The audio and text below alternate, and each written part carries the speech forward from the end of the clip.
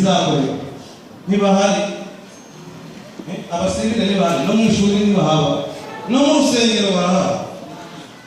hari umuntu ari iwawe uze kuza mu rugo yari umudamu arambwira ati rero hari ikibazo mfite atariko nyimaranye igihe nk'imyaka igera kuri 3 kimeze gite se ati buriya umugabo wanjye amereye nabi ati n'uyu munsi naraye hanze noneho icyamba bashani nasanze ari umukristo ukomeye mu itorero ntabwo ndavuga mu buzima bw'umenya mwese ari iwacu mu hasi noneho rero atariko ndagira ngo ugire inama yaravuze ngo nindamuka mbivuze azabivamo anyice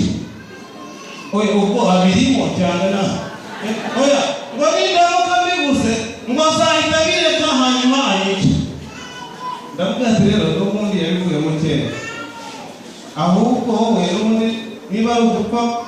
uzapfa ariko niba Imana iguhagazeho uzapfa haleluya rero umuntu ukomeye yoraga na korari mu minsi yashize hanyuma rero ndavuga ati rero reka ejo tuzaganire nawe twumve uko bimeze aragenda hanyuma umukobwa mu telefone